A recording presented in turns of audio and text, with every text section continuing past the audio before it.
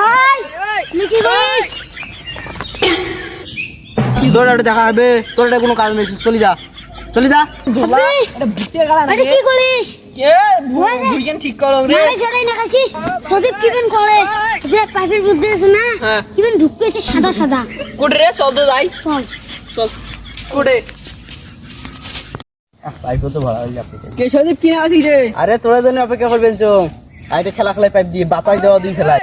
আরে ভক্ত তো কইল সদীপ ভাই পাইপত কিবে সাদা সাদা ঢুকবে, কোনো নাইসে কোনো ভেজাল আছে মোর, তাহলে মোরে এখন ফুকে লাগবে। গেল রে তুই মরে ফুগিল মুই ফুগিল না খাবি।